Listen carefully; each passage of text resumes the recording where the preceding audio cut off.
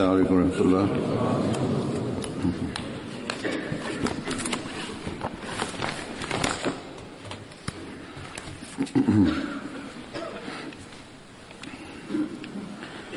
أشهد أن لا إله إلا الله وحده لا شريك له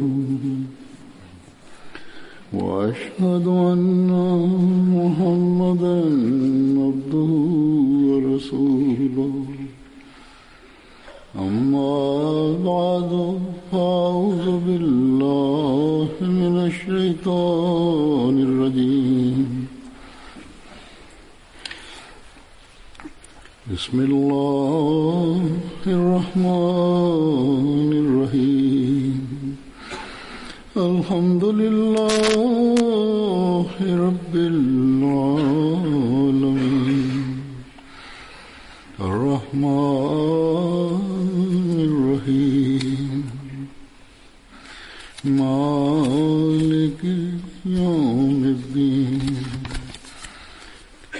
إياك نعبد وإياك نستعين اهدنا الصراط المستقيم صراط الذين أنعمت عليهم غير المغضوب عليهم ولا الضالين.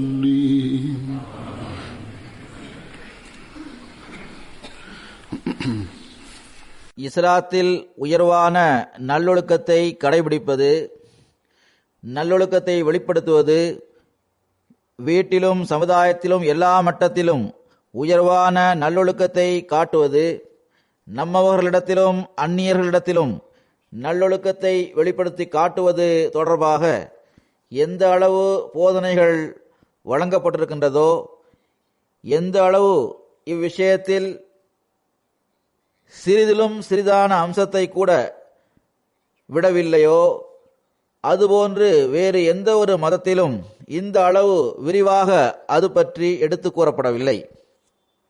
ஆனால் துர்பாக்கிய நிலை என்னவென்றால், முஸ்லிம்கள் தான் இவ்வகையில் மிகவும் கீழ்த்தரத்தில் உள்ளவர்களாக கருதப்படுகின்றனர்.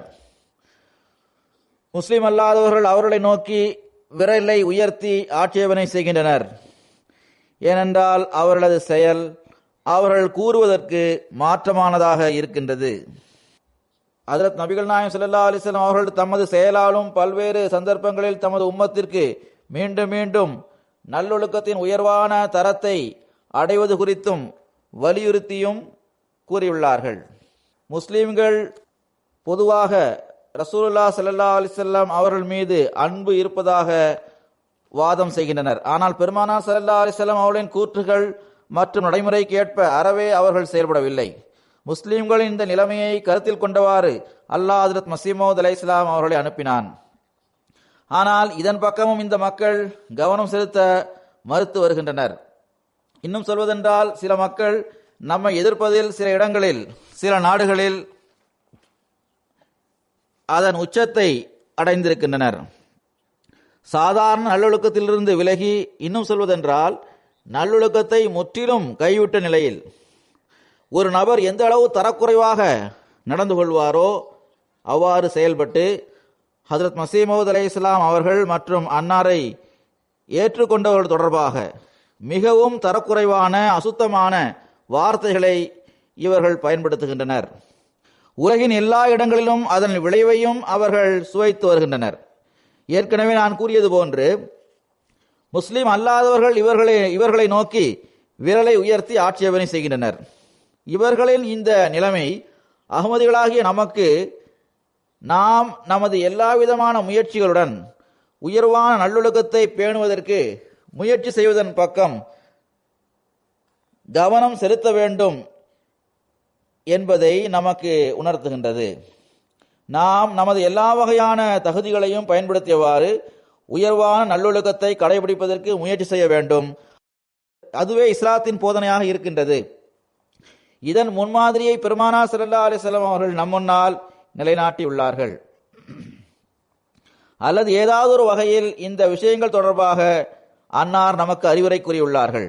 அவற்றை கடைபிடிக்காத நிலையில் நாம் அகமதிகளாக இருப்பதில் எந்த பயனும் இல்லை. பெருமானார் ஸல்லல்லாஹு அலைஹி வஸல்லம் அவர்களது செயலை நாம் பார்க்கின்ற போது வியக்கத்தக்க தரம் அதில் நமக்கு தென்படுகின்றது. பெருமானார் ஸல்லல்லாஹு அலைஹி வஸல்லம் அவர்களது குடும்ப நிலைமைகளை நாம் பார்க்கும்போது, ஒரு சமயத்தில் அன்னாரது ஒரு மனைவி அன்னாரது இன்னொரு மனைவி குள்ளமாக இருப்பதை பார்த்து கிண்டல் செய்தபோது கடுமையாக தனது வெறுப்பை அன்னார் வெளிப்படுத்தினார்கள். உணர்வு ரீதியாக எவருக்கும் துன்பம் கொடுக்கக்கூடாது என்பதை அன்னார் வெளிப்படுத்தி கூறினார்கள். பிறிதொரு சந்தர்ப்பத்தில் தனது ஒரு மனைவியிடம் தனது இன்னொரு மனைவியின் ஒரு பணி தொடர்பாக சாதாரணமான வெறுப்பை கூட வெளிப்படுத்தக்கூடாது என்பதை அன்னார் புரிய வைத்தார்கள். சில நேரங்களில் குழந்தைகளின் நல்லொழுக்கத்தை உயர்த்துவது தொடர்பாக அவர்கள் அறிவுரை கூறினார்கள். அதாவது மக்களது பழம் தரும் மரங்கள் மீது கல்லெறிந்து அவற்றிலுள்ள பழுக்காமல் இருக்கின்ற பழங்களை வீணாக்கி விடாதீர்கள் என்று ஒரு சிறுவனிடம் அன்னார் கூறினார்கள். உனக்கு அதிகமாக பசிக்கின்றது என்றால், அதாவது பசியை உன்னால் சகித்துக் கொள்ள முடியவில்லை என்றால், மரத்திற்கு கீழே விழுந்து கிடக்கின்ற பழத்தை, பேரித்தம் பழங்களை சாப்பிடு என்று அந்த சிறுவனிடம் அன்னார் கூறினார்கள். ஆனால் அத்துடன் எல்லாவற்றையும் விட சிறந்த விஷயம் என்னவென்றால், நான் உனக்கு அத்தகைய நிலைமை கூட வராமல் இருக்க வேண்டும் என்று நான் துவா செய்கின்றேன். அதாவது கீழே இருந்து பேரித்தம்பழங்களை எடுத்து சாப்பிடுகின்ற அத்தகைய நிலைமை கூட உமக்கு வராமல் இருக்க நான் துவா செய்கின்றேன் என்று அவனுக்கு அறிவுரை வழங்கினார்கள். நீ எவ்வித நிர்பந்தமான சூழ்நிலைக்கும் ஆளாகிவிட வேண்டாம். அல்லாஹ் உனக்காக இதற்கான ஏற்பாட்டை செய்து கொண்டே இருப்பானாக என்று அன்னார் அவனுக்காக துவா செய்தார்கள். இந்த துவாவுடன் பெருமானார் ஸல்லல்லாஹு அலைஹி வஸல்லம் அவர்கள் அந்த சிறுவனுக்கு உனது தேவைகளை நிறைவேற்றிக் கொள்வதற்கு அல்லாஹ்வின் பக்கம் திரும்புவாயாக என்று அவனுக்கு கவனமூட்டினார்கள். அது அல்லாமல் தவறான வழிமுறையை கடைபிடித்தவாறு மக்களது பொருளை எடுக்கக்கூடாது என்று கவனமூட்டினார்கள். சில நேரங்களில் நிர்பந்தமான சூழ்நிலையில் இவ்வாறு கீழே கிடக்கும் பொருள்களை எடுப்பது ஆகுமானதாக ஆகிவிடுகின்றது. என்றாலும் நீ உயர்வான நல்லொழுக்கத்தை கடைபிடிப்பாயாக, இதுவே நன்மையாகும் என்று அன்னார் அந்த சிறுவனிடம் கூறினார்கள். பிறகு இன்னொரு சிறுவன் வேகமாக சாப்பிட்டதன் காரணமாகவும் அல்லது அவனது கை உணவு தட்டு அல்லது பாத்திரத்தில் இங்குமங்கும் உழன்று கொண்டிருப்பதன் காரணமாகவும் பெருமானார் ஸல்லல்லாஹு அலைஹி வஸல்லம் அவர்கள் அந்த சிறுவனிடம் முதலில் பிஸ்மில்லா என்று ஓதுவாயாக, உனது வலக்கையால் சாப்பிடுவாயாக, உனக்கு முன்னால் இருந்து சாப்பிடுவாயாக என்று கூறினார்கள். எனவே குழந்தைகளுக்கு இவ்வாறு தர்பியத் வழங்க வேண்டும். அதன் மூலமாக அவர்கள் பெரியவர்களாகும் போது அவர்களிடம் உயர்வான நல்லொழுக்கம் உருவாகும். பிறகு பொய் ஒரு பாவமாகும், மேலும் உண்மை ஒரு நன்மையாகும், நல்லொழுக்கமும் ஆகும். இதனை சிறு வயதிலிருந்தே குழந்தைகளின் உள்ளங்களில் நிலைபெற செய்வதற்காக பெருமானார் ஸல்லல்லாஹு அலைஹி வஸல்லம் அவர்கள் இவ்வாறு போதனை செய்தார்கள். ஒரு நபித்தோழர் தமது சிறு வயதில் நடந்த சம்பவத்தை அறிவிக்கின்றார்கள். அவர்கள் கூறுகின்றார்கள், ஒருமுறை பெருமானார் ஸல்லல்லாஹு அலைஹி வஸல்லம் அவர்கள் எங்கள் வீட்டிற்கு வந்தார்கள். நான் எனது சிறுபிள்ளைத்தனத்தின் காரணமாக சிறிது நேரம் கழிந்த பிறகு பெருமானார் ஸல்லல்லாஹு அலைஹி வஸல்லம் அவர்கள் இருக்கும் போதே வீட்டிலிருந்து வெளியே விளையாடுவதற்காக செல்ல ஆரம்பித்தேன். அப்போது எனது தாயார் இந்த அருளுக்குரிய சுற்றுச்சூழலிலிருந்து விலகி நான் தொலைவில் செல்வதை தடுப்பதற்காக என்னிடம், நீ இங்கே வா, இப்போது இங்கேயே இருந்துவிடு, நான் உனக்கு ஒரு பொருளை தருவேன் என்று கூறினார். அதை கேட்ட பெருமானார் ஸல்லல்லாஹு அலைஹி வஸல்லம் அவர்கள், நீ அவனுக்கு எதையாவது கொடுக்க விரும்புகின்றாயா என்று கேட்டார்கள். அதற்கு எனது தாயார், ஆம், நான் அவனுக்கு ஓர் பேரித்தம்பழத்தை கொடுப்பேன் என்று கூறினார்கள். அதை கேட்ட பெருமானார் ஸல்லல்லாஹு அலைஹி வஸல்லம் அவர்கள், உனக்கு இந்த எண்ணம் இல்லாமல் இருந்திருந்தால், உனது குழந்தையை அழைப்பதற்காக மட்டும் இதனை நீ கூறியிருந்தால், பிறகு நீ பொய் கூறுகின்ற பாவத்தை செய்தவளாக ஆகிவிடுவாய் என்று கூறினார்கள். இப்போது இந்த சிறுவனுக்கு கூட இந்த சிறிய வயதில் உண்மையின் முக்கியத்துவம் மற்றும் பொய்யின் மீது காட்ட வேண்டிய வெறுப்பு மிக தெளிவாக தெரிந்துவிட்டது. தான் பெரியவராக ஆகும் வரை அவர்கள் இந்த விஷயத்தை நினைவில் வைத்திருந்தார்கள். அதனை அவர்கள் அறிவிக்கவும் செய்தார்கள். அதற்கு பிறகு அந்த விஷயத்திற்கு எனது உள்ளத்தில் எந்த அளவு முக்கியத்துவம் இருந்தது என்பதையும் அவர்கள் எடுத்து கூறினார்கள். ஒருமுறை அன்னார் ஒரு நபரிடம், நீங்கள் எல்லா தீமைகளையும் விட்டுவிட முடியாமல் இருந்தாலும் கூட பொய் சொல்வதை மட்டும் விட்டுவிடுங்கள், குறைந்தபட்சம் ஒரு தீமையை விட்டுவிடுங்கள் என்று கூறினார்கள். இப்போது நாம் பார்க்கின்றோம், என்ன இன்றைய முஸ்லிம்களின் தரம் இவ்வாறானதாக இருக்கின்றதா? எந்த அளவு நுட்பத்துடன் பொய்யிலிருந்து தவிர்த்திருந்து உண்மையை நிலைநாட்ட வேண்டியது உள்ளது என்பதை பார்க்க வேண்டும். இன்னும் சொல்வதென்றால், நாம் நம்மையும் ஆய்வு செய்து பார்க்க வேண்டும். நமது தரம் இப்படிப்பட்டதாக இருக்கின்றதா என்று பார்க்க வேண்டும். ஒரு அறிவிப்பில் வருகின்றது, பெருமானார் ஸல்லல்லாஹு அலைஹி வஸல்லம் அவர்கள் பெரும் பாவங்களை பற்றி கூறியவாறு, பெரும் பாவங்கள் இவையாகும். அதாவது அல்லாஹ்வுக்கு இணை வைப்பது, பெற்றோர்களுக்கு கீழ்ப்படியாமல் இருப்பது பெரும் பாவங்களாகும் என்று அன்னார் கூறினார்கள். பிறகு அறிவிப்பாளர் கூறுகின்றார், பெருமானார் ஸல்லல்லாஹு அலைஹி வஸல்லம் அவர்கள் சாய்ந்து அமர்ந்தவாறு இவ்விஷயங்களை கூறிக்கொண்டே இருந்தார்கள். அந்நிலையில் அவர்கள் எழுந்து அமர்ந்தார்கள். பிறகு பெருமானார் ஸல்லல்லாஹு அலைஹி வஸல்லம் அவர்கள் கூறினார்கள், கவனமாக கேளுங்கள். பிறகு பெரும்பாவம் பொய் கூறுவதும் பொய் சாட்சி கூறுவதாகும் என்று கூறினார்கள். பிறகு மீண்டும் மீண்டும் பொய் கூறுவதும் பொய் சாட்சி கூறுவதும் பெரும் பாவமாகும் என்று கூறினார்கள். பிறகு மீண்டும் மீண்டும் அதையே கூறிக்கொண்டிருந்தார்கள். அறிவிப்பாளர் கூறுகின்றார், அன்னார் மீண்டும் மீண்டும் இதனை கூறிக்கொண்டே இருந்தார்கள். அந்தோ பெருமானார் ஸல்லல்லாஹு அலைஹி வஸல்லம் அவர்கள் இப்போது அமைதியாக இருந்தால் எவ்வளவு நன்றாக இருக்கும் என்று நாங்கள் விரும்பினோம். பிறகு நாம் இவ்வாறும் பெருமானார் ஸல்லல்லாஹு அலைஹி வஸல்லம் அவர்கள் தமது நல்லொழுக்கத்தை வெளிப்படுத்தி இருப்பதை பார்க்கின்றோம். அன்னாரிடம் சகிப்புத்தன்மை மற்றும் பொறுமையின் எத்தகைய தரம் இருந்தது, இது பற்றி எவ்வாறு அவர்கள் அறிவுரை கூறியுள்ளார்கள் என்பதை பார்க்கின்றோம். ஒரு காட்டரபி பள்ளிவாயிலில் சிறுநீர் கழிக்க ஆரம்பித்தார். மக்கள் அவரை தடுப்பதற்காக அவர் பக்கம் ஓடினர். பெருமானார் ஸல்லல்லாஹு அலைஹி வஸல்லம் அவர்கள் அவரை விட்டுவிடுங்கள், எந்த இடத்தில் அவர் சிறுநீர் கழித்துள்ளாரோ அங்கு தண்ணீரை ஊற்றி விடுங்கள் என்று கூறினார்கள். பிறகு நபி ஸல்லல்லாஹு அலைஹி வஸல்லம் அவர்கள், நீங்கள் மக்களுக்கு எளிதான நிலைமையை ஏற்படுத்துவதற்காக படைக்கப்பட்டுள்ளீர்கள், அதல்லாமல் அவர்களுக்கு கஷ்டத்தை கொடுப்பதற்காக அல்ல என்று கூறினார்கள். இதனால் அந்த காட்டரவி எப்போதும் பெருமானார் ஸல்லல்லாஹு அலைஹி வஸல்லம் அவர்களின் பரிவை பற்றி கூறிக்கொண்டே இருந்தார். இன்றைய நாட்களில் முஸ்லிம் அரசுகளும் ஆலிம்களும் முஸ்லிம் பிரிவுகளும் உலகில் கஷ்டத்தை உருவாக்குவதிலேயே முன்னேறி செல்கின்றனர். சிறு விஷயத்திலும் எளிதான நிலைமையை உருவாக்குபவர்களாக அவர்கள் இல்லை. அவ்வாறே பெரிய விஷயத்திலும் எளிதான நிலைமையை உருவாக்குபவர்களாக அவர்கள் இல்லை. ஒரு சந்தர்ப்பத்தில் பெருமானார் ஸல்லல்லாஹு அலைஹி வஸல்லம் அவர்கள் கூறினார்கள், நீங்கள் தீயதை செய்கின்றீர்கள் அல்லது நல்லதை செய்கின்றீர்கள் என்பதை அறிந்து கொள்ள விரும்பினால் பிறகு நீங்கள் உங்களது அண்டை வீட்டுக்காரரின் பக்கம் பாருங்கள். அதாவது அவர் உங்களை பற்றி என்ன கருத்தை உடையவராக இருக்கிறார் என்று பாருங்கள் என்று கூறினார்கள். பிறகு அதிகாரிகளை பார்த்து உங்களது உயர்வான நல்லொழுக்கம் பற்றி உங்களை நீங்களே சமுதாயத்தின் தொண்டராக கருதும் போதுதான் தெரிய வரும். மேலும் உங்களது எல்லாவித தகுதிகளையும் பயன்படுத்தியவாறு பொதுமக்களுக்கு நீங்கள் தொண்டு செய்யும் போதுதான் உங்களது நல்லொழுக்கம் பற்றி தெரிய வரும் என்று பெருமானார் ஸல்லல்லாஹு அலைஹி வஸல்லம் அவர்கள் கூறினார்கள். நமது தலைவர்களிடமும் நமது அதிகாரிகளிடமும் இந்த தரம் எங்கே இருக்கின்றது? ஜமாத் பொறுப்பாளர்களும் இவ்விஷயத்தின் பக்கம் கவனம் செலுத்த வேண்டும். பிறகு எல்லா ஆற்றல்களும் பெருமானார் ஸல்லல்லாஹு அலைஹி வஸல்லம் அவர்களுக்கு கிடைத்து அரபு நாட்டை அவர்கள் வெற்றி கொண்ட போது அன்னாரது நல்லொழுக்கத்தின் தரம் எவ்வாறு இருந்தது என்பதை நாம் பார்க்கின்றோம். மக்கா வெற்றியின் போது உயர்வான நல்லொழுக்கத்தை எவ்வாறு அன்னார் வெளிப்படுத்தி காட்டினார்கள். பகைவர்களை கூட அன்னார் மன்னித்து விட்டார்கள்.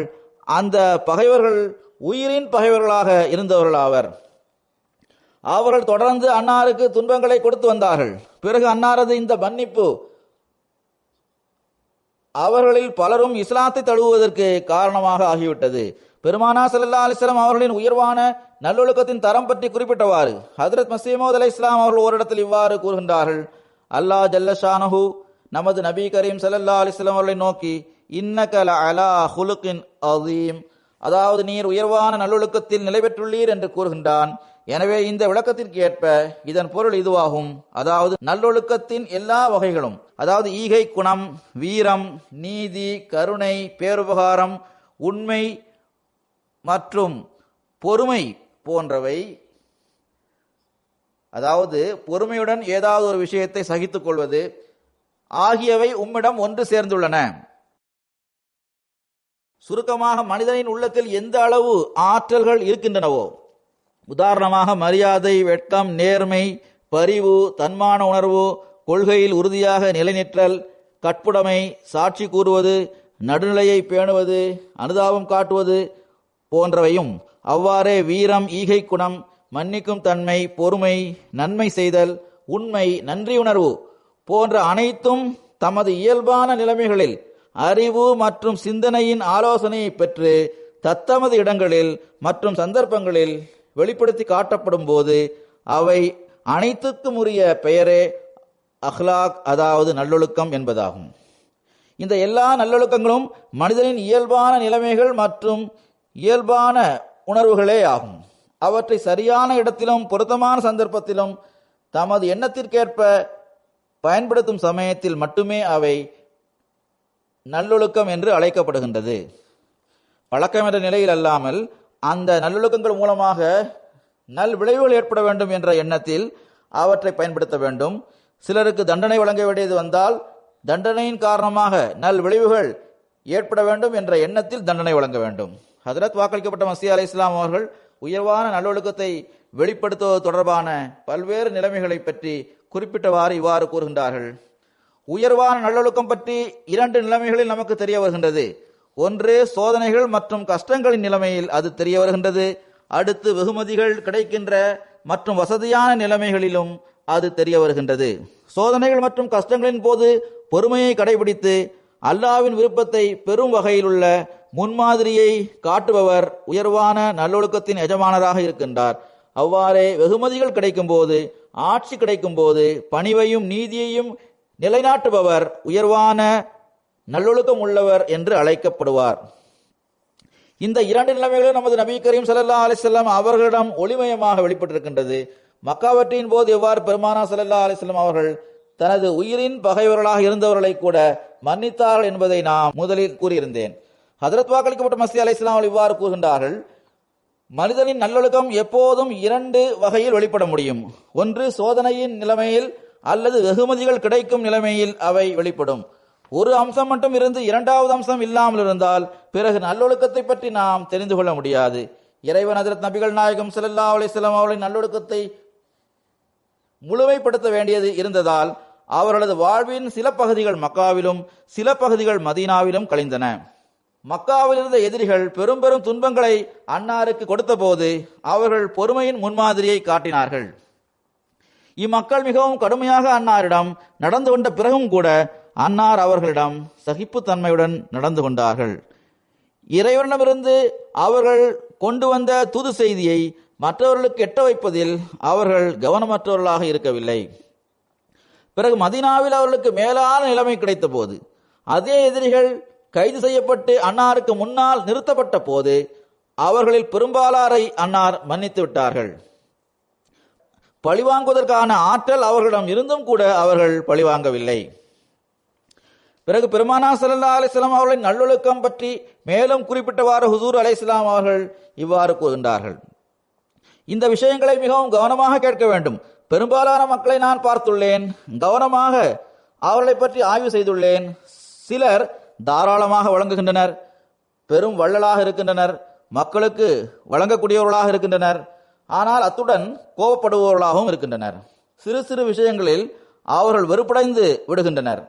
எவருக்காவது எதையாவது வழங்கினால் பிறகு அவரிடம் வெறுப்படையும் சமயத்தில் தனது பேருபகாரத்தை வெளிப்படுத்தி கூறவும் கூறுகின்றார்கள். சிலர் சகிப்புத்தன்மை உடையவர்களாக இருக்கின்றனர், ஆனால் கருமிகளாக இருக்கின்றனர்.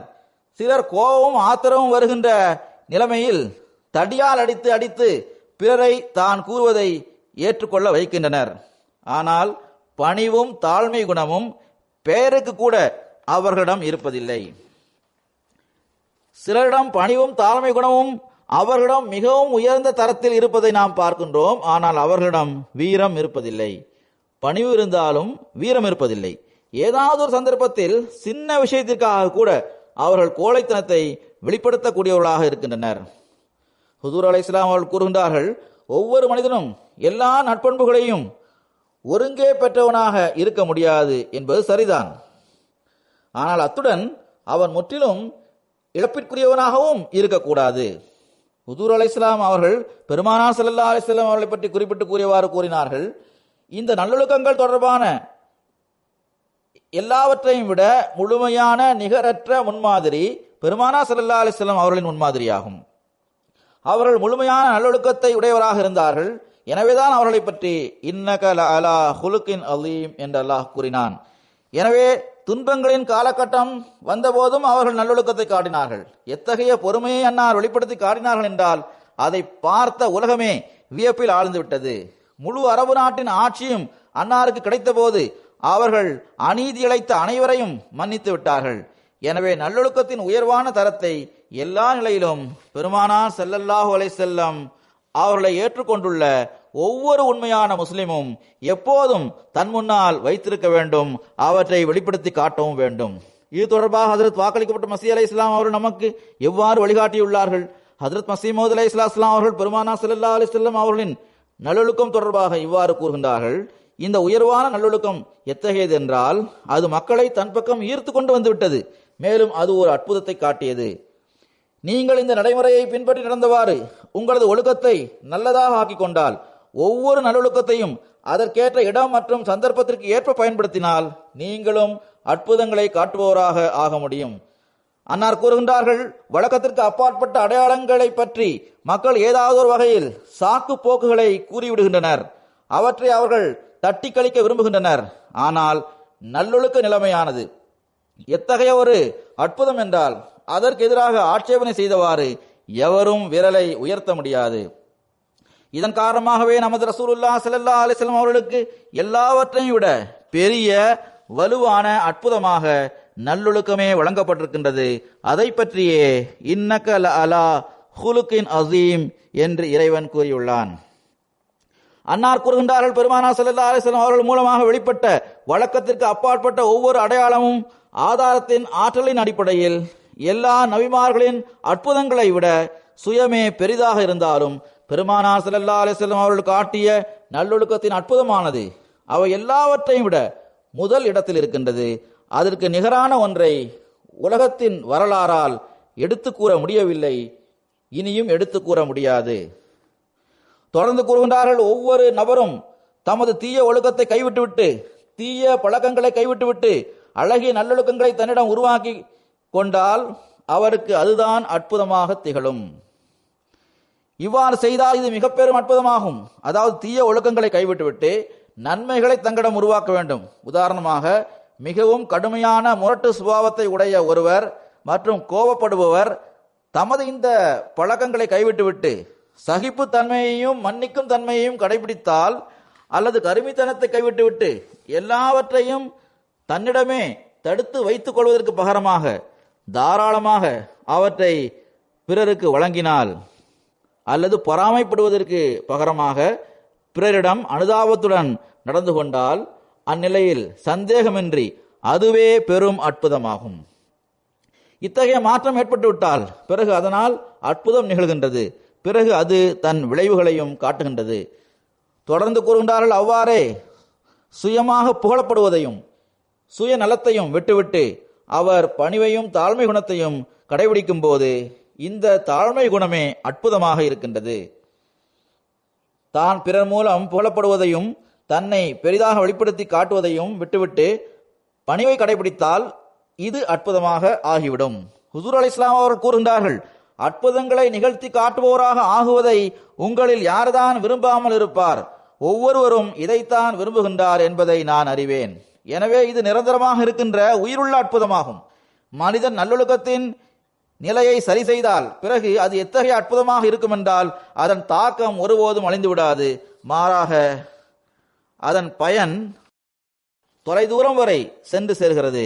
எனவே நம்பிக்கை கொண்டவர் படைக்கப்பட்டவர்கள் மற்றும் படைத்தவன் ஆகியோரின் பார்வையில் அற்புதங்களை உடையவராக ஆகிவிட வேண்டும். உல்லாசமாக இருந்த பலரும் வழக்கத்திற்கு அப்பாற்பட்டதாக இருந்த எந்த ஒரு அடையாளத்தையும் ஏற்றுக்கொள்ளாமல் இருந்ததை நாம் பார்க்கின்றோம். ஆனால் நல்லொழுக்கத்தின் நிலைமையை பார்த்து அவர்களும் கூட தலைகுனிந்து விட்டனர். அவற்றை ஏற்றுக்கொள்வதை தவிர அவர்களுக்கு வேறு வழி கிடைக்கவில்லை. பெரும்பாலான மக்களின் வாழ்க்கை வரலாற்றில் அவர்கள் நல்லொழுக்கத்தின் அற்புதத்தை கண்டே உண்மையான மார்க்கத்தை ஏற்றுக்கொண்டதை நீங்கள் காண்பீர்கள். வெளிப்படையாக பார்க்கும்போது உலகவாதிகள் கூட நல்லொழுக்கத்தை காட்டுபவர்களாக இருப்பர். ஆனால் எதற்கு நல்லொழுக்கம் என்று நாம் பெயர் சூட்டுகின்றோமோ பொதுவாக அது ஒரு வெளிவேஷமாகத்தான் இருக்கின்றது. தங்களை நல்லவர்கள் என்று நிரூபிப்பதற்காக மட்டுமே அவர்கள் இந்த நல்லொழுக்கங்களை கடைபிடிக்கின்றனர். எங்கு அவர்களுக்கு சுய பயன்கள் இருக்குமோ அங்கு அவர்கள் தம்மை தாமே நல்லவர்கள் என்று நிரூபிக்கின்றனர். ஆனால் உள்ளத்தில் வேறொன்று இருக்கும்.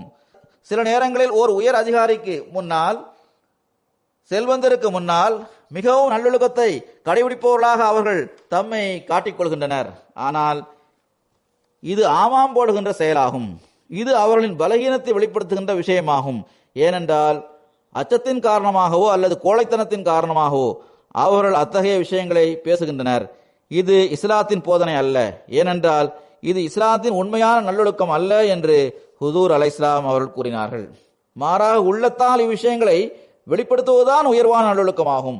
அனுதாபத்துடன் நடந்து கொள்வதாக இருந்தால் உளப்பூர்வமாக அவ்வாறு நடக்க வேண்டும். மற்ற நட்பண்புகளை வெளிப்படுத்துவதாக இருந்தாலும் உள்ளத்தால் அவற்றை வெளிப்படுத்த வேண்டும். இவ்விஷயத்தை விளக்கியவாறு ஹுசூர் அலைஹிஸ்ஸலாம் அவர்கள் ஒரு சந்தர்ப்பத்தில் இவ்வாறு கூறுகின்றார்கள்: நல்லொழுக்கம் இருவகைப்படும்.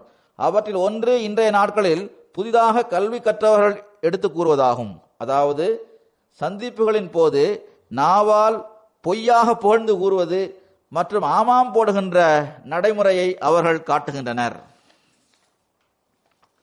ஆனால் அவர்களது உள்ளங்களில் நயவஞ்சகமும் வெறுப்பும் நிறைந்திருக்கும். இத்தகைய ஒழுக்கம் திருக்குர்ஆனுக்கு மாற்றமானதாகும். இரண்டாவது வகையான நல்லொழுக்கம் என்பது உண்மையான முறையில் அனுதாபத்துடன் நடந்து கொள்வதாகும். உள்ளத்தில் நயவஞ்சகம் இருக்கக்கூடாது. பொய்யாக புகழ்ந்து கூறுவது, ஆமாம் போடுவது ஆகியவற்றை பயன்படுத்தக்கூடாது. இதை பற்றி இறைவன் இன்னல்லாஹ யாமுரு பில் அத்லி வல் இஹ்சானி வ ஈதாஇதில் குர்பா என்று கூறுகின்றான். இதுவே முழுமையான வழிமுறையாகும். நீதியுடனும் நேர்மையுடனும் நடந்து கொள்ளுங்கள். எது உண்மையோ அதை கூறுங்கள். பிறகு எங்கு பேருபகாரம் செய்ய வேண்டிய நிலைமைகள் உருவாகின்றதோ அங்கு பேருபகாரம் செய்ய வேண்டும். பிறகு அதிலும் முன்னேறி சென்றால் பிறகு மற்றவர்களிடம் ஒரு தாய் தனது குழந்தையுடன் நடந்து கொள்வதை போன்றும், மிகவும் நெருங்கிய உறவினர் தமது இன்னொரு நெருங்கிய உறவினரிடம் நடந்து கொள்வதை போன்றும் நீங்கள் நடந்து கொள்ள வேண்டும். அத்தகைய நல்லொழுக்கத்தை அவர்களிடம் வெளிப்படுத்தி காட்ட வேண்டும். ஹுசூர் அலைஹிஸ்ஸலாம் அவர்கள் கூறுகின்றார்கள், இதுவே முழுமையான வழிமுறையாகும். ஒவ்வொரு முழுமையான வழிமுறையையும் வழிகாட்டலும் இறைவனின் வார்த்தைகளில் நமக்கு கிடைக்கின்றது. யார் அவற்றிலிருந்து முகம் திருப்பி சென்று விடுகின்றாரோ அவர்கள் வேறிடத்தில் நேரொலியை பெற முடியாது. நல்ல போதனையானது தனது நல்ல தாக்கத்தை ஏற்படுத்துவதற்கு உள்ளத்தின் தூய்மையை வேண்டுகின்றது. எவர்கள் இதிலிருந்து விலகி தொலைவில் சென்று விடுகின்றனரோ அவர்களை ஆழமான பார்வையுடன் நீங்கள் பார்த்தால் கண்டிப்பாக அவர்களிடம் அழுக்கு தென்படும். எனவே இதற்காக உள்ளத்தின் தூய்மை அவசியமானதாகும். தம்மை தாமே இறைவனின் விருப்பம் மற்றும் அவனது கட்டளைக்கேற்ப நடக்க வைப்பது அவசியமானதாகும். ஹுசூர் அலைஹிஸ்ஸலாம் அவர்கள் கூறுகின்றார்கள், வாழ்க்கைக்கு எந்த ஒரு உத்தரவாதமும் கிடையாது. தொழுகை, உண்மை மற்றும் தூய்மையில் முன்னேறுங்கள். அதாவது இறை வணக்கத்தில் முன்னேறுங்கள். உங்களது உண்மையின் தரத்தை உயர்த்துங்கள். உங்களது ஒவ்வொரு விஷயத்திலும் உண்மையை உருவாக்குங்கள். சிலர் நன்மைகள் என்றால் என்ன என்று கேட்கின்றனர். சிலர் வெளிப்படையான தொழுகைகளும் இறை வணக்கமும் தான் நன்மைகளாகும் என்று கருதுகின்றனர். அவற்றை நிறைவேற்றிவிட்டால் பெரும் நன்மையை செய்ததாக ஆகிவிடும் என்று கருதுகின்றனர். ஏனைய பல அடிப்படையான நல்லொழுக்கங்களை அவர்கள் பொருட்படுத்துவதே இல்லை. இது பற்றி மிகவும் அழகான முறையில் ஒளியூட்டியவாறு ஹஜ்ரத் வாக்களிக்கப்பட்ட மஸீஹ் அலைஹிஸ்ஸலாம் அவர்கள் இவ்வாறு கூறுகின்றார்கள்: நல்லொழுக்கம் மற்ற நன்மைகளின் திறவுகோலாகும். எவர்கள் தமது ஒழுக்கத்தை சீர்திருத்திக் கொள்வதில்லையோ அவர்கள் படிப்படியாக பயனற்றவர்களாக ஆகிவிடுகின்றனர். அவர்களிடமிருந்து எந்த ஒரு நன்மையும் கிடைக்காது. அன்னார் கூறுகின்றார்கள், எனது கொள்கை இதுவாகும். அதாவது உலகில் ஒவ்வொரு பொருளும் பயன் தரக்கூடியதாக இருக்கின்றது. விஷம் மற்றும் அசுத்தம் கூட பயன் தரக்கூடியதாக இருக்கின்றது. ஆனால் எந்த மனிதன் உயர்ந்த நல்லொழுக்கங்களை கடைபிடித்து பிறருக்கு பயன் தரக்கூடியவனாக ஆகுவதில்லையோ அப்படிப்பட்டவன் எதற்கும் உதவாதவனாக ஆகிவிடுகின்றான். எனவே உயர்வான நல்லொழுக்கம் மனிதனிடம் இருந்தால்தான் அவன் பயன் தரக்கூடியவனாக ஆக முடியும். ஹுசூர் அலைஹிஸ்ஸலாம் அவர்கள் கூறுகின்றார்கள், பிணம் விலங்குகளை விட மோசமானதாக ஆகிவிடுகின்றது. விலங்குகளின் தோலும் எலும்புகளும் பயன் தரக்கூடியதாக இருக்கின்றது. ஆனால் பிணத்தின் தோல் கூட பயன் தரக்கூடியதாக இருப்பதில்லை. இந்த ஒரு நிலையில்தான் மனிதன் பல்ஹும் அஸல்லு, அதாவது விலங்குகளை விட மோசமானவன் என்பதற்கு பொருந்தக்கூடியவனாக ஆகிவிடுகின்றான். மிகவும் கீழ்த்தரமான ஒரு பொருளாக அவன் ஆகிவிடுகின்றான். எனவே நல்லொழுக்கத்தை சரி செய்வது மிகவும் அவசியமான விஷயமாகும். ஏனென்றால் நன்மைகளின் தாய் நல்லொழுக்கமே ஆகும். நல்லொழுக்கம் உருவானால்தான் மற்ற நன்மைகளை செய்வதற்கான நல்வாய்ப்பு கிடைக்கின்றது. அன்றாட விவகாரங்களில் இந்த நல்லொழுக்கம் எவ்வாறு வெளிப்படுகின்றது, இது பற்றி ஹுசூர் அலைஹிஸ்ஸலாம் அவர்கள் இவ்வாறு கூறுகின்றார்கள்: பிச்சை கேட்பவரை பார்த்து கோபப்படுகின்ற பழக்கம் சில மனிதர்களிடம் இருக்கின்றது. தேவையுடையவர் எவராவது வந்தால் அவரை பார்த்து கோபப்படுகின்றனர். மௌலவிகளின் தன்மை அவர்களிடம் இருந்தால் கேட்பவருக்கு ஏதாவது வழங்குவதற்கு பகரமாக கேட்பது பற்றி அவருக்கு புரிய வைக்க ஆரம்பித்து விடுகின்றனர். கேட்பவருக்கு வழங்குவதற்கு பகரமாக அறிவுபூர்வமான விஷயங்களை அவரிடம் பேச ஆரம்பித்து விடுகின்றனர். அல்லது கேட்பதில் உள்ள தீமைகள் மற்றும் நன்மைகள் பற்றி அவருக்கு எடுத்து கூற ஆரம்பித்து விடுகின்றனர். தொடர்ந்து கூறுகின்றார்கள், அவர் மீது தான் மௌலவி என்ற திகிலை அமரச் செய்து சில நேரங்களில் அவர்களை பார்த்து நீங்கள் படு சோம்பேறிகள் ஆவீர்கள் என்றும் கூறிவிடுகின்றனர். அந்த மக்கள் மீது பரிதாபமே, அவர்களுக்கு அறிவு இல்லை. நல்ல உள்ளத்தையுடைய நேர்மையான இயல்பையுடைய மனிதனுக்கு கிடைக்கின்ற சிந்திக்கும் திறன் அவர்களிடம் இல்லை. சிந்திக்கும் தன்மையை கொண்டவர்களாக அவர்கள் இல்லை. கேட்கக்கூடியவர் ஆரோக்கியம் உள்ளவராக இருந்தும் கூட அவர் பிறரிடம் யாசிக்கின்றார் என்றால் சுயமே அவர் பாவம் செய்கின்றார் என்பதை கூட அவர்கள் சிந்திப்பதில்லை. ஆரோக்கியமாக இருக்கும் நிலையிலும் ஒருவர் உங்களிடம் வந்து கேட்டால் அவர் செய்கின்ற அந்த பாவம் அவரது தலை மீது வந்துவிடும். அவர் கேட்டால் நீங்கள் அவருக்கு ஏதாவது கொடுக்க வேண்டும். தொடர்ந்து கூறுகின்றார்கள், அவருக்கு சிறிது வழங்குவதனால் கண்டிப்பாக எந்த பாவமும் நிகழ்ந்து விடாது. மாறாக நபிமொழியில் லவ் அத்தாக்க ராகிபன் என்ற சொற்கள் வருகின்றன. அதாவது யாசகம் கேட்பவர் சவாரி செய்தவாறு வந்தாலும் கூட அவருக்கு எதையாவது கொடுக்க வேண்டும். மேலும் திருக்குரானில் வம்ம சாயில ஃபலா தன்ஹர், மேலும் உமது உதவியை கோருபவரை நீர் கடிந்து கொள்ளாதிருப்பீராக என்ற கட்டளை இருக்கின்றது. ஹுசூர் அலைஹிஸ்ஸலாம் அவர்கள் கூறுகின்றார்கள், இதில் இன்ன வகையில் உள்ள யாசகம் கேட்பவரை நீர் அதட்டுவீராக, இன்ன வகையில் உள்ள யாசகம் கேட்பவரை அதட்டாமல் இருப்பீராக என்று விளக்கமாக எதுவும் கூறப்படவில்லை. எனவே உங்களிடம் கேட்பவரிடம் நீங்கள் கடினமாக நடந்து கொள்ளாதீர்கள். ஏனென்றால் அதன் மூலமாக ஒரு வகையான தீய ஒழுக்கத்திற்கான விதை விதைக்கப்படுகின்றது. கேட்பவரிடம் விரைவாக வெறுப்படைந்து விடக்கூடாது. இதனையே நல்லொழுக்கம் வேண்டுகின்றது. இந்த வழிமுறையின் மூலமாக உங்களை நன்மையிலிருந்து விலக்கி வைக்க வேண்டும், தீமைக்கு உங்களை வாரிசாக்க வேண்டும் என்பது ஷைத்தானின் விருப்பமாகும். பிறகு அவர்கள் கூறுகின்றார்கள், சிந்தனை செய்யுங்கள், ஒரு நன்மையை செய்வதன் மூலம் இன்னொரு நன்மை பிறக்கின்றது. இவ்வாறே ஒரு தீமை இன்னொரு தீமைக்கு காரணமாக ஆகிவிடுகின்றது. எவ்வாறு ஒரு பொருள் இன்னொரு பொருளை தன் பக்கம் ஈர்த்து கொள்கின்றதோ அவ்வாறே இந்த ஈர்க்கும் தன்மையை அல்லாஹ் ஒவ்வொரு செயலிலும் வைத்துள்ளான். உங்களிடம் யாசகம் கேட்பவர்களிடம் நீங்கள் மென்மையுடன் நடந்து கொண்டால், இவ்வாறு நீங்கள் நல்லொழுக்கத்தின் சதகாவை கொடுத்துவிட்டால், பிறகு இறுக்கம் விலகி நீங்கள் மற்ற நன்மைகளையும் செய்வீர்கள். அதாவது உள்ளத்தில் உருவாகின்ற தடை நீங்கி மற்ற நன்மைகளையும் செய்வதற்கான நல்வாய்ப்பு கிடைக்கின்றது. தொடர்ந்து கூறுகின்றார்கள், மேலும் அவருக்கு நீங்கள் சிறிது வழங்கவும் செய்வீர்கள். பிறகு நமது சமுதாயத்தில் பொதுவாக பெற்றோர்கள் தொடர்பாக இந்த கேள்வி கேட்கப்படுகின்றது. பெற்றோர்கள் அகமதிகளாக இருந்தால் அல்லது எதிர்க்கின்றனர் என்றால் அவர்களுக்குரிய கண்ணியத்தை ஹுசூர் அலைஹிஸ்ஸலாம் அவர்கள் எவ்வாறு நிலைநாட்டினார்கள்? இவ்வாறே ஹுசூர் அலைஹிஸ்ஸலாம் அவர்கள் ஷேக் அப்துல் ரஹ்மான் சாஹிப் காதியானி அவர்களின் தந்தையார் தொடர்பாக அவரிடம் கேட்டுவிட்டு அவர்களுக்கு இவ்வாறு அறிவுரை கூறினார்கள். அவர்களுக்காக நீங்கள் துஆ செய்யுங்கள். எல்லா வகையிலும் இயன்றவரை பெற்றோர்களின் உள்ளத்திற்கு மகிழ்ச்சியை ஏற்படுத்த வேண்டும். மேலும் முன்னரை விட அதிகமாக அவர்களுக்கு உங்களது எண்ணற்ற நல்லொழுக்கங்களையும் தூய முன்மாதிரியையும் வெளிப்படுத்தி காட்டியவாறு இஸ்லாத்தின் உண்மையை அவர் ஏற்றுக்கொள்ளும்படி செய்யுங்கள். ஏனென்றால் அவர்களின் தந்தை முஸ்லிமாக இருக்கவில்லை. எனவே அவர்களுக்கு உங்களது முன்மாதிரியை காட்டுங்கள். அதன் மூலம் இஸ்லாத்தின் உண்மையை அவர் ஏற்றுக்கொள்ள வேண்டும் என்று ஹுசூர் அலைஹிஸ்ஸலாம் அவர்கள் கூறுகின்றார்கள், நல்லொழுக்க முன்மாதிரியானது எத்தகையதொரு அற்புதம் என்றால் அதற்கு சமமாக வேறெந்த அற்புதமும் இருக்க முடியாது. உண்மை இஸ்லாத்தின் அளவுகோல் இதுவாகும். இதன் மூலமாக மனிதன் உயர்ந்த நல்லொழுக்கத்தில் நிலை பெற்று விடுபவனாக ஆகிவிடுகின்றான். அவன் ஒரு தனிச்சிறப்புமிக்க நபராக ஆகிவிடுகின்றான். இறைவன் உங்கள் மூலமாக அவர்களது உள்ளத்தில் இஸ்லாத்தின் மீது உள்ள அன்பை இடுவானாக. இஸ்லாம் பெற்றோர்களுக்கு தொண்டு செய்வதை தடுக்கவில்லை. மார்க்கத்திற்கு எவ்வித பாதகமும் ஏற்படாத வகையில் உலக விஷயங்களில் எல்லா வகையிலும் முழுமையாக அவர்கள் கூறுவதற்கு கீழ்ப்படிந்து நடக்க வேண்டும். உள்ளத்தாலும் உயிராலும் அவர்களுக்கு தொண்டு செய்யுங்கள்.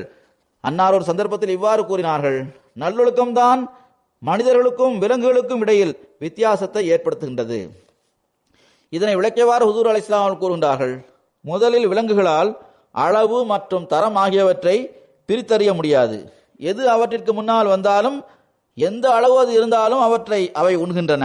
உதாரணமாக, நாய் எந்த அளவு சாப்பிடுகின்றது என்றால் இறுதியில் அது வாந்தி எடுக்கின்றது. எவ்வளவு உண்ண வேண்டும், எந்த நிலைமையில் இருக்க வேண்டும், எந்த அளவு உண்ண வேண்டும் என்பதில் அவற்றிற்கு எந்த வித்தியாசமும் இருப்பதில்லை. அன்னார் நாயின் உதாரணத்தை கூறினார்கள். எவ்வளவு சாப்பிட வேண்டும் என்று அதற்கு தெரியாது. அது சாப்பிட்டுக் கொண்டே செல்கின்றது, இறுதியில் அது வாந்தி எடுக்கின்றது. இங்கும் நாம் பார்த்திருக்கின்றோம், சில மக்களின் நிலைமை இவ்வாறு தான் இருக்கின்றது. அவர்களது பேராசை முடிவதே இல்லை. ஆகுமான மற்றும் தகாத வழிகளில் உணவாக இருந்தாலும் சரி அல்லது மக்களின் பொருளாக இருந்தாலும் சரி அவற்றை அவர்கள் விழுங்குவதற்கு முயற்சி செய்கின்றனர். ஹுசூர் அலைஹிஸ்ஸலாம் அவர்கள் கூறினார்கள், இரண்டாவதாக, கால்நடைகள் ஹலால் மற்றும் ஹராமை பிரித்தறிவதில்லை. ஒன்று எவ்வாறு வாழ வேண்டும், நமது நிலைமை எவ்வாறு இருக்க வேண்டும், ஆன்மீகம் என்ன கூறுகின்றது, எந்த அளவு ஆகுமான வழிகள் மூலம் உண்பதற்கும் சம்பாதிப்பதற்கும் உள்ள அனுமதி வழங்கப்பட்டிருக்கின்றது என்பதெல்லாம் விலங்குகளுக்கு தெரியாது. தனது கருவூலத்தை மட்டும் நிரப்பிக்கொண்டே செல்ல வேண்டும் என்ற நிலை மட்டும் மனிதனிடம் இருக்கக்கூடாது. மாறாக அது பற்றிய அளவை மனிதன் தெரிந்திருக்க வேண்டும். இரண்டாவது விஷயம், விலங்குகளால் ஹராம் மற்றும் ஹலாலுக்கு இடையில் உள்ள வித்தியாசத்தை பிரித்தறிந்து கொள்ள முடியாது. உதாரணமாக, காளை மாட்டின் உதாரணத்தை கூறலாம். இது அண்டை வீட்டுக்காரரின் வயலாகும். நான் அங்கு போகக்கூடாது என்பதை அதனால் பிரித்தறிந்து கொள்ள முடியாது. அது புல்லை மேய்கின்ற போது அது எந்த வயலில் மேய்கின்றதோ அங்கு வேலி அமைக்கப்படாமல் இருந்தால் அது தான் மேய்கின்ற வயலின் எல்லையை தாண்டி மற்ற வயலுக்கும் சென்றுவிடும். அதனால் அவற்றை பிரித்தறிய முடியாது. ஹுசூர் அலைஹிஸ்ஸலாம் அவர்கள் கூறுகின்றார்கள், இவ்வாறே உணவு உண்ணும் போது பேண வேண்டிய ஒவ்வொரு விஷயத்தையும் அவை பேணுவதில்லை. கூறுகின்றார்கள், எவர் நல்லொழுக்க விதிமுறைகளை மீறி நடக்கின்றாரோ மேலும் அவற்றை பொருட்படுத்தாமல் இருக்கின்றாரோ அவர்கள் ஒரு வகையில் மனிதர்களாகவே இருப்பதில்லை. தூயவை மற்றும் அசுத்தமானவை ஆகியவற்றிற்கு இடையில் வித்தியாசம் தெரியாமல் இப்படிப்பட்டவர்கள் மரணித்தவற்றையும் உண்கின்றனர். ஹுசூர் அலைஹிஸ்ஸலாம் அவர்கள் கூறுகின்றார்கள், அனாதைகளின் செல்வங்களை விழுங்குவதில் மக்கள் எவ்வித தயக்கமும் காட்டுவதில்லை. ஒரு அனாதையிடமுள்ள புல்லை ஒரு பசுவின் முன்னால் வைத்தால் அது எவ்வித சஞ்சலமுமின்றி அதை சாப்பிட்டுவிடும். அதாவது, ஒரு பசுவின் முன்னால் புல்லை வைத்துவிட்டால் அது ஆகுமான வழியில் அதற்கு கிடைத்திருந்தாலும் சரி அல்லது தகாத வழியில் அதற்கு கிடைத்திருந்தாலும் சரி பசு அதை சாப்பிட்டுவிடும். இவ்வாறே சில மக்கள் ஆகுமான மற்றும் தகாத வழிகளில் அனாதைகளின் செல்வங்களை விழுங்கி விடுகின்றனர். இவர்களின் நிலைமை பற்றியே அந்நாரு மஸ்வல்லஹும், இவர்களது தங்குமிடம் நரகமாகும் என்று கூறப்பட்டிருக்கின்றது. தகாத வழிகளில் உண்ணும் போது பிறகு அத்தகைய மனிதர்களின் தங்குமிடம் நரகமாக ஆகிவிடுகின்றது. ஹுசூர் அலைஹிஸ்ஸலாம் அவர்கள் கூறுகின்றார்கள், சுருக்கமாக நினைவில் கொள்ளுங்கள், இரண்டு அம்சங்கள் இருக்கின்றன. ஒன்று இறைவனின் மகத்துவமாகும். எது அதற்கு மாற்றமாக இருக்கின்றதோ அதுவும் நல்லொழுக்கத்திற்கு மாற்றமானதாக இருக்கும். இரண்டாவது படைப்பினங்களுடன் பரிவுடன் நடந்து கொள்வதாகும். எனவே எது மனித இனத்திற்கு எதிரானதாக இருக்குமோ அதுவும் நல்லொழுக்கத்திற்கு எதிரானதாகவே இருக்கும். அல்லாஹ்விற்குரிய உரிமைகளை செலுத்தாமலும் அவனது மகத்துவத்தை ஏற்றுக்கொள்ளாமலும் அவனை வணங்காமலும் அவன் கூறுகின்ற விஷயங்களை கவனமாக கேட்காமலும் அவனது திருப்தியை பெறுவதற்கு முயற்சி செய்யாமலும் இருந்தால் அது நல்லொழுக்கம் அல்ல. அவ்வாறு மக்களுக்குரிய உரிமைகளை செலுத்தாமல் தகாத வழிமுறைகள் மூலம் அவர்களது செல்வத்தை விளங்குகின்றீர்கள் என்றால், அல்லது அவர்களுக்கு இழப்பை ஏற்படுத்த முயற்சி செய்கின்றீர்கள் என்றால், அல்லது வேறு வகையில் தீய ஒழுக்கத்தை வெளிப்படுத்தி காட்டுகின்றீர்கள் என்றால் இதுவும் நல்லொழுக்கத்திற்கு மாற்றமானதாகும். அன்னார் கூறுகின்றார்கள், அந்தோ மனித வாழ்க்கையின் அசல் நோக்கமாகவும் குறிக்கோளாகவும் இருக்கின்ற இந்த விஷயங்களை மிகவும் குறைவான மக்களே சிந்திக்கின்றனர். பிறகு இன்னொரு தீமை ஆணவம் கொள்வதாகும். அது நன்மைகளிலிருந்து மனிதனை விலக்கி வைக்கின்றது. இன்னும் சொல்வதென்றால் அது இறைவனின் வெறுப்பிற்கு காரணமாக நம்மை ஆக்கிவிடுகின்றது. ஹுசூர் அலைஹிஸ்ஸலாம் அவர்கள் கூறுகின்றார்கள், மனிதர்களிடம் பல கீழ்த்தரமான தீய ஒழுக்கங்களின் ஜின்கள் இருக்கின்றன என்று சூஃபிகள் கூறுகின்றனர். அவை வெளியேற ஆரம்பிக்கும் போது வெளியேறிக் கொண்டே இருக்கின்றன. எல்லாவற்றையும் விட கடைசியாக இருக்கின்ற ஜின் ஆணவத்தின் ஜின் ஆகும். அது அவனிடம் இருக்கின்றது. அது இறைவனின் அருள், மனிதனின் உண்மையான முயற்சி மற்றும் துவாக்களினால் வெளியேறுகின்றது. ஹுசூர் அலைஹிஸ்ஸலாம் அவர்கள் கூறுகின்றார்கள், பல மனிதர்களும் தங்களை பணிவுள்ளவர்களாக கருதுகின்றனர். ஆனால் அவர்களிடம் கூட ஏதாவது ஒரு வகையில் ஆணவம் இருக்கின்றது. எனவே ஆணவத்தின் நுட்பத்திலும் நுட்பமான வகைகளிலிருந்து தவிர்ந்திருக்க வேண்டும். சில நேரங்களில் இந்த ஆணவம் செல்வத்தால் உருவாகின்றது. ஆணவம் கொள்கின்ற செல்வந்தர் மற்றவர்களை ஒன்றுமற்ற வறியவராக கருதுகின்றார். என்னுடன் போட்டி போடுவதற்கு இவர் யார் என்று அவர் கேட்கின்றார். சில நேரங்களில் குடும்பம் மற்றும் குலம் தொடர்பான ஆணவம் ஏற்பட்டு விடுகின்றது. நான் உயர்ந்த குலத்தை சார்ந்தவன், இவர் தாழ்ந்த குலத்தை சார்ந்தவர் என்று அவர் கருதுகின்றார். சில நேரங்களில் அறிவின் காரணமாகவும் ஆணவம் உருவாகி விடுகின்றது. ஒரு நபர் தவறாக எதையாவது கூறிவிட்டால் இவர் உடனடியாக அவரது குறையை பிடித்துக் கொண்டு இவருக்கு ஒரு வார்த்தையை கூட சரியாக சொல்ல தெரியவில்லை என்று கூச்சலிட ஆரம்பித்து விடுகின்றார். சுருக்கமாக ஆணவத்தின் பல்வேறு வகைகள் இருக்கின்றன. இவை அனைத்தும் மனிதனை நன்மைகளிலிருந்து விலக்கி வைத்து விடுகின்றன. மேலும் மக்களுக்கு பயன் தருவதிலிருந்து அவை அவனை தடுத்து விடுகின்றது. இவை அனைத்திலிருந்தும் நாம் தவிர்த்திருக்க வேண்டும்.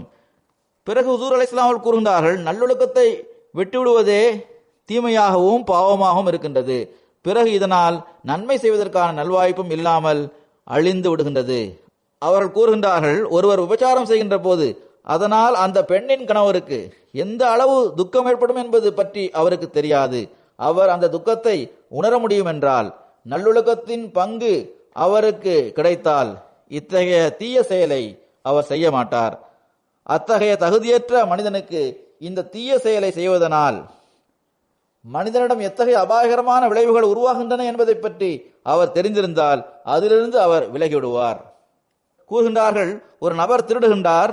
அந்த அநீதி இழைப்பவர் இரவில் ஏதாவது சாப்பிடுவதற்காக ஒரு ஏழை மனிதனின் வீட்டில் உள்ளதை திருடிவிடுகின்றார்.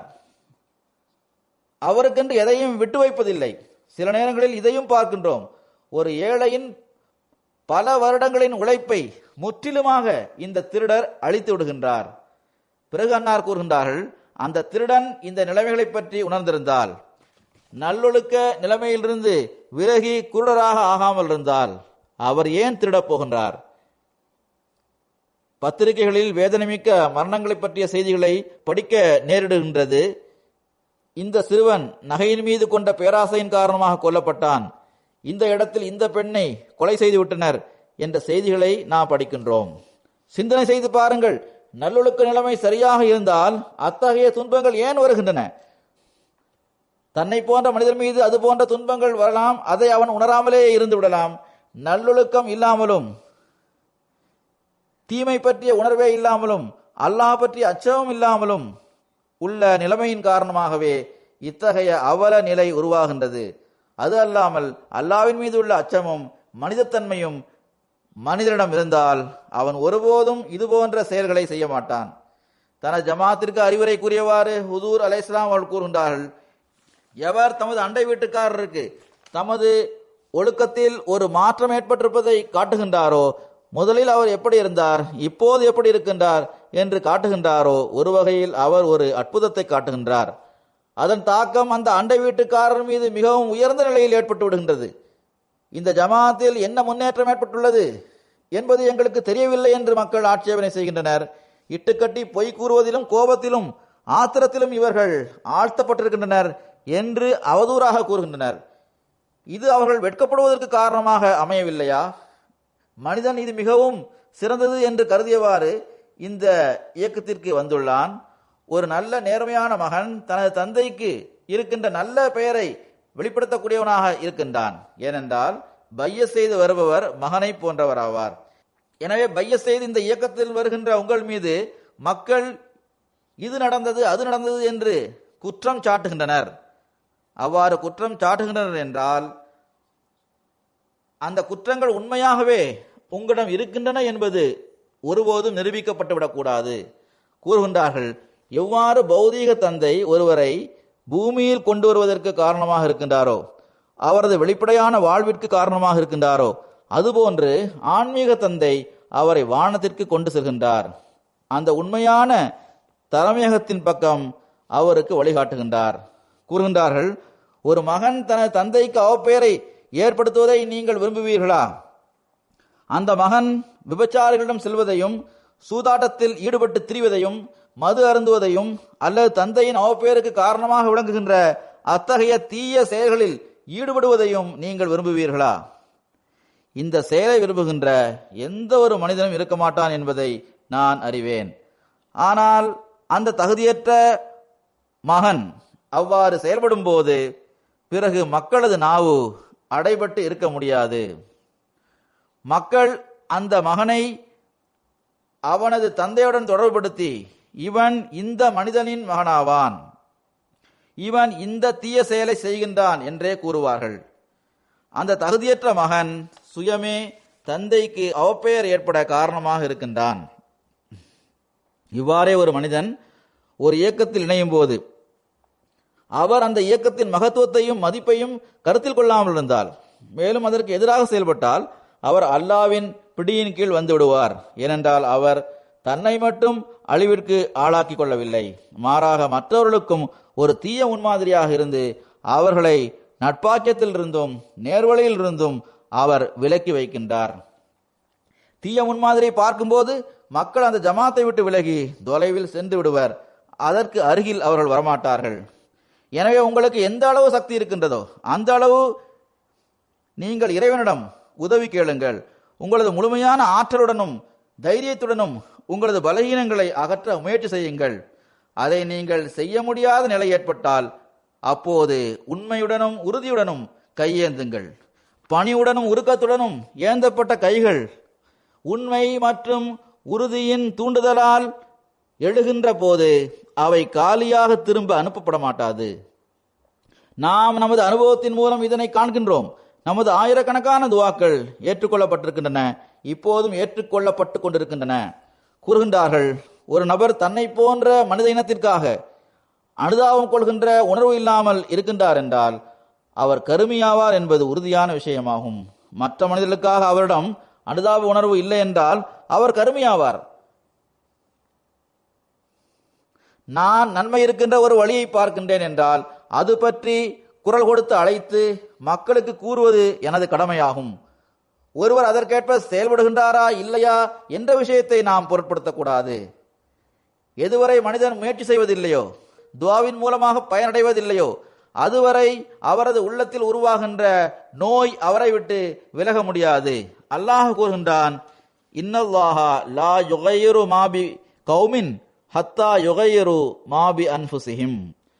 சமுதாயத்தின் மீது வருகின்ற ஒவ்வொரு அழிவையும் துன்பத்தையும் சுயமே அந்த சமுதாயம் தம்மிடமிருந்து விலக்கி வைப்பதற்கு முயற்சி செய்யாதவரை அல்லாஹ் அவற்றை அந்த சமுதாயத்திலிருந்து அகற்ற மாட்டான். அதற்காக தைரியத்துடனும் வீரத்துடனும் அவர்கள் செயல்படாதவரை அல்லாஹ் எந்த மாற்றத்தையும் அந்த சமுதாயத்தில் ஏற்படுத்த மாட்டான். இது அல்லாஹ்வின் மாறாத நடைமுறையாகும். இது பற்றி வலன் தஜிதலி சுன்னத்தில்லாஹி தப்தீலா, நீர் அல்லாஹ்வின் நடைமுறையில் எந்த மாற்றத்தையும் காணமாட்டீர் என்று அல்லாஹ் கூறுகின்றான். எனவே நமது ஜமாத்தாக இருந்தாலும் சரி, வேறு யாராக இருந்தாலும் சரி, அவர்கள் முயற்சி மற்றும் துவாக்கள் மூலம் செயல்படுவதன் மூலமாகவே அவர்களது ஒழுக்கத்தில் மாற்றத்தை ஏற்படுத்த முடியும். அது அல்லாமல் அது சாத்தியமற்ற ஒன்றாகும். அல்லாஹ் நமக்கு ரசூலுல்லாஹ் ஸல்லல்லாஹு அலைஹி வஸல்லம் அவர்களின் முன்மாதிரியை பின்பற்றி நடந்தவாறு நமது ஒழுக்கத்தை எல்லா வகையிலும், எல்லா சந்தர்ப்பத்திலும், எல்லா இடத்திலும், எல்லா நிலையிலும் மிகவும் சிறந்த முறையில் வைத்திருப்பதற்கான நல்வாய்ப்பை வழங்குவானாக. நமது நல்லொழுக்கத்தின் தரம் இறைவனது திருப்தியை பெறுவதற்காக இருக்கட்டுமாக. உலகத்திற்கு காட்டுவதற்காக அது இருக்கக்கூடாது. படைப்பினங்களுக்காக உண்மையான அனுதாப உணர்வு நமது உள்ளங்களில் உருவாகட்டும். நாம் இறையச்சத்தின் தரத்தை உயர்த்தக்கூடியவர்களாக இருப்போமாக. நாம் காலத்தின் இமாமை ஏற்றுக்கொண்டிருக்கின்றோம். எனவே நமது எந்த ஒரு செயலும் இஸ்லாத்திற்கும், ஹஜரத் நபிகள் நாயகம் ஸல்லல்லாஹு அலைஹி வஸல்லம் அவர்களுக்கும், ஹஜரத் வாக்களிக்கப்பட்ட மஸீஹ் அலைஹிஸ்ஸலாம் அவர்களுக்கும் அவப்பெயரை ஏற்படுத்துவதற்கு காரணமாக இல்லாமல் இருக்கட்டும் என்ற சிந்தனை எப்போதும் நம்மிடம் இருந்து வர வேண்டும். இஸ்லாத்தின் உண்மையான போதனைகளை பரப்புபவர்களாக நாம் இருக்க வேண்டும். மேலும் உலகை இதன் தாக்கத்தின் கீழ் கொண்டு வருபவர்களாக நாம் இருக்க வேண்டும். இதற்கும் மேலாக நாம் நல்லொழுக்கத்தின் தரத்தை உயர்த்துவதற்கு எல்லா சமயத்திலும் முயற்சி செய்பவர்களாக இருப்போமாக. அல்லாஹ்வின் முன்பு குனிந்தவாறு துவாக்கள் செய்து அல்லாஹ்விடமிருந்து இதனை பெறுவதற்கு உதவி கேட்பவர்களாக நாம் இருப்போமாக. தொழுகைகளுக்கு பிறகு நான் ஒருவருக்கு ஜனாதா காயிப் தொழுகையை தொழ வைப்பேன். கராச்சியை சார்ந்த டிஃபென்ஸ் சொசைட்டி ஹல்காவை சார்ந்த மதிப்பிற்குரிய ஷேக் அப்துல் ஹமீத் சாஹிபுடைய மகனாகிய மதிப்பிற்குரிய ஷேக் அப்துல் மஜீத் சாஹிபுடைய ஜனாதாவாகும். இது பிப்ரவரி 15ஆம் தேதி தமது 88வது வயதில் இவர்கள் வஃபாத்தாகிவிட்டார்கள். இன்னா லில்லாஹி வ இன்னா இலைஹி ராஜிஊன். இவரது குடும்பத்தில் அகமதியத் இவர்களது தாத்தாவான ஜலந்தரை சார்ந்த மதிப்புக்குரிய ஷேக் நூர் அகமது சாஹிப் மூலமாக வந்தது. இவரது பெயரை ஹதரத் மசீமது அலை இஸ்லாம் அவர்கள் தமது அஞ்சாமி ஆத்தம் என்ற நூலில் தமது 313 சஹாபாக்களின் பெயரை குறிப்பிட்டு எழுதியுள்ள இடத்தில் 242வது பெயராக ஷேக் நூர் அகமது சாஹிப் ஜலந்தரி என்று இவர்களது பெயரை எழுதியுள்ளார்கள். 1929ஆம் ஆண்டு இவர்கள் ஜலந்தரில் பிறந்தார்கள். காதியானில் உள்ள தலீமுல் இஸ்லாம் கல்லூரியில் எஃப்எஸ்சி படித்த பிறகு லாகூரில் உள்ள அரசு கல்லூரியில் கெமிக்கல் இன்ஜினியரிங்கில் இவர்கள் எம்எஸ்சி படித்தார்கள். பிறகு 1951 1953 வரை இங்கு யூகேவின் சர்ரே யூனிவர்சிட்டியில் மெட்டாலஜிக்கல் இன்ஜினியரிங்கில் படித்தார்கள். பிறகு 1951 1953 வரை இங்கு யூகேவின் சர்ரே யூனிவர்சிட்டியில் மெட்டாலஜிக்கல் இன்ஜினியரிங் படித்தார்கள். பிறகு கராச்சியில் அவர்களுக்கு செக்ரட்டரி ஜாய்தாதாகவும், சதர் இம்தாத் கமிட்டி, ஹல்காவின் சதர், கராச்சியின் துணை அமீர் ஆகிய பொறுப்புகளை வகித்து ஜமாத்திற்கு தொண்டு செய்கின்ற நல்வாய்ப்பு கிடைத்தது. தலைமையக மஜ்லிஸ் தஹ்ரீக் ஜதீதின் உறுப்பினராகவும் இவர்கள் இருந்தார்கள். இவர்களது சந்ததிகளில் இவரது ஒரு மகளான சல்மா தாரிக் அவர்கள் இருக்கின்றார்கள். இவர்கள் தாரிக் சுஜாத் சாஹிப் அவர்களின் மனைவியாவார்கள். இவர்களுக்கு 2 பேரர்களும் ஒரு பேத்தியும் இருக்கின்றார்கள். இவர்களது பேரர் எழுதுகின்றார்கள், சிறு வயதிலிருந்தே இவர்கள் காதியானில் இருந்த பெரியோர்களின் நட்பில் இருந்து வந்தார்கள். அல்லாஹ்வுடன் ஒரு சிறப்பான தொடர்பு இருந்து வந்தது. இவர்கள் கூறினார்கள், மெட்ரிக் தேர்வில் ஆங்கில பாடத்தின் தேர்வை இவர்கள் சரியாக எழுதவில்லை. இவர்கள் பள்ளிவாயிலை நோக்கி நடந்து வந்து கொண்டிருந்த போது ஹஜ்ரத் மௌலானா ஷேர் அலி சாஹிப் அவர்கள் பள்ளிவாசலிலிருந்து வெளியே வந்ததும் இவர்கள் அவர்களை சந்தித்தார்கள். மௌலானா சாஹிப் அவர்கள் தேர்வு பற்றி கேட்டபோது நான் தேர்வை நன்றாக எழுதவில்லை என்று இவர்கள் கூறினார்கள். மௌலானா ஷேர் அலி சாஹிப் அவர்கள் கையேந்தி அங்கேயே துவா செய்தார்கள். பிறகு அவர்களிடம் நீங்கள் பாஸாகி விடுவீர்கள் என்ற நற்செய்தியையும் கூறினார்கள். அவர்கள் கூறுகின்றார்கள், அந்த துவா எவ்வாறு ஏற்றுக்கொள்ளப்பட்டதென்றால் அதற்கு பிறகு ஒவ்வொரு தேர்விலும் நான் பாஸாகி கொண்டே இருந்தேன். துக்கம் மற்றும் மகிழ்ச்சியின் பல்வேறு நிலைமைகள் இவர்களுக்கு வந்தது. இங்கிருந்து சென்ற பிறகு பல்வேறு வேலைகளை இவர்கள் பார்த்து வந்தார்கள். ஜமாத்திற்கு இருந்து வந்த எதிர்ப்பின் காரணமாகவோ அல்லது உயர் அதிகாரிகள் இவர்களுடன் தவறான முறையில் நடந்து கொண்டதன் விளைவாகவோ பல வேலைகளிலிருந்து இவர்கள் வெளியேற்றப்பட்டார்கள். இறுதியில் இவர்கள் வியாபாரம் செய்ய ஆரம்பித்தார்கள். வியாபாரம் செய்த போது தனக்கு ஏற்படும் செலவுகளுக்காக கொஞ்சம் தொகையை வைத்துக்கொண்டு எஞ்சியிருப்பதை முழுவதுமாக ஜமாத்திற்கு கொடுத்து விடுவார்கள். அவ்வாறு ஜமாத்திற்கு கொடுத்து விடுவேன் என்று அவர்கள் முதலிலேயே உறுதிமொழி எடுத்துக்கொண்டார்கள். பிறகு அல்லாஹ்வின் அருளால் தமது வாழ்வின் இறுதி நாள் வரை அல்லாஹ்வுடன் செய்த அந்த உடன்படிக்கையை முழுமையாக அன்னார் நிறைவேற்றினார்கள். இவர்கள் வியாபாரம் செய்தார்கள், தொழிற்சாலைகளை நிறுவினார்கள். அவற்றிலிருந்து கிடைக்கும் லாபத்தில் ஒரு பெரும் பகுதியை இவர்கள் ஜமாத்திற்காக செலவு செய்துள்ளார்கள். சந்தா கொடுத்து வந்தார்கள். ஹஜ்ரத் 4வது கலிஃபத்துல் மஸீஹ் அவர்கள் எம்டிஏவை துவங்கிய சமயத்தில் அப்போது இவர்கள் உடனடியாக 1 கோடி ரூபாயை அதற்காக வழங்கினார்கள். இவ்வாறே ஒருமுறை ரஷ்யாவில் பள்ளிவாயில் கட்டுவதற்கான எண்ணம் ஹுசூர் ரஹ்மத்துல்லாஹி தஆலா அவர்களுக்கு உருவான போது அது பற்றிய அறிவிப்பு வெளியிடப்படுவதற்கு முன்னரே ரஷ்யாவிலிருந்து ஒரு குழு இங்கு வந்து ஹஜ்ரத் 4வது கலிஃபத்துல் மஸீஹ் அவர்களை சந்தித்தது. அது பற்றிய விஷயங்கள் பேசப்பட்டு கொண்டிருந்த சமயத்தில் எந்த திட்டமும் இதற்காக அறிவிப்பு செய்யப்படாத நிலையில் ஹுசூர் அவர்களின் தனி செயலர் அவர்கள் ஹுசூர் அவர்களிடம் அங்கு பள்ளிவாசல் கட்டுவதற்காக ஒருவர் ஒரு பெரும் தொகையை கொடுத்துள்ளார் என்று தெரிவித்தார்கள். எந்த ஒரு அறிவிப்பும் செய்யப்படாத நிலையில் அவர்கள் இந்த தொகையை கொடுத்ததற்காக ஹஜ்ரத் 4வது கலிஃபத்துல் மஸீஹ் அவர்கள் தமது மகிழ்ச்சியை அவர்களுக்கு தெரிவித்தார்கள். இவ்வாறே அங்குள்ள முரப்பி சாஹிப் அவர்கள் இவ்வாறு எழுதுகின்றார்கள். 2010ஆம் ஆண்டு லாகூரில் உள்ள தாரு ஜிக்ரில் மே 28ஆம் தேதி லாகூர் டவுனில் ஷஹாதத் சம்பவம் நிகழ்ந்த சமயத்தில், அதே நாள் மாலை நான் அலுவலகத்திற்கு சென்ற சமயத்தில் செக்ரட்டரிமால் அவர்கள் ஒரு ரசீதில் எழுதுவதை நான் பார்த்தேன். அந்த ரசீதில் அவர்கள் பல பூஜ்ஜியங்களை எழுதி கொண்டிருந்தார்கள். நீங்கள் தவறாக எதுவும் எழுதிவிடவில்லையே என்று நான் அவர்களிடம் கேட்டேன். அதற்கு அவர், இல்லை, இப்போது ஷேக் சாஹிப் அவர்கள் சையதுனா பிலால் ஃபண்டிற்காக 1 கோடி ரூபாய் ரொக்கத் தொகையை தந்துவிட்டு சென்றுள்ளார்கள் என்று கூறினார். இவ்வாறு திருக்குரானை வெளியிடுவதற்காகவும் இவர்கள் பெரும் தொகையை வழங்கியுள்ளார்கள். கராச்சி ஜமாத்தின் எண்ணற்ற ப்ராஜெக்ட்களுக்காக இவர்கள் சந்தா கொடுத்துள்ளார்கள். மேலும் மிகவும் எளிமையாகவே எப்போதும் இவர்கள் தமது வாழ்வை கழித்தார்கள். அவரது வெளிப்புற தோற்றத்தை வைத்து இவர்கள் 2 தொழிற்சாலைகளுக்கு எஜமானராகவும் பெரும் செல்வந்தராகவும் இருக்கின்றார் என்று தோன்றவே செய்யாது. எதனை சம்பாதித்தாலும் தமது வீட்டின் செலவுகளுக்காக கொஞ்சம் தொகையை வைத்துவிட்டு எஞ்சியிருந்த தொகையை அவர்கள் ஜமாத்திற்கு வழங்கிவிட்டார்கள். இறுதியில் எனது இந்த சொத்துகளும் ஜமாத்திற்கே உரியது என்று அவர்கள் வசியத்தும் செய்திருந்தார்கள். அல்லாஹ் தனது கருணையில் அவர்களை மூழ்க வைப்பானாக. இவர்களது பேரர்களுக்கும் பேத்திகளுக்கும் பிள்ளைகளுக்கும் இவரது மகளுக்கும் பொறுமையையும் தைரியத்தையும் வழங்குவானாக. இவர்களது நல்ல முன்மாதிரியை பின்பற்றி நடப்பதற்கான நல்வாய்ப்பையும் அவர்களுக்கு அல்லாஹ் வழங்குவானாக. தொழுகைகளுக்கு பிறகு இவருக்கு நான் ஜனாதா காயிப் தொழுகையை தொழ வைப்பேன்.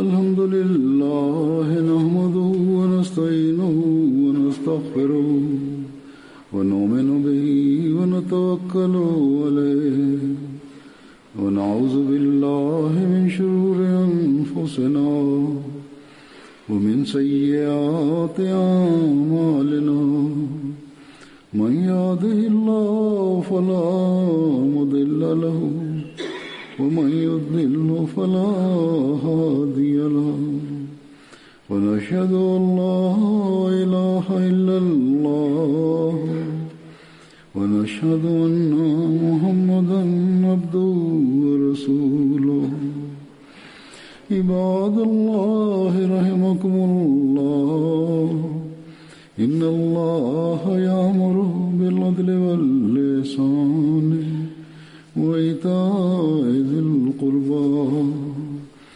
وينهى عن الفحشاء والمنكر والبغي يعظكم لعلكم تذكرون اذكروا الله يذكركم وادعوه يستجب لكم ولذكر الله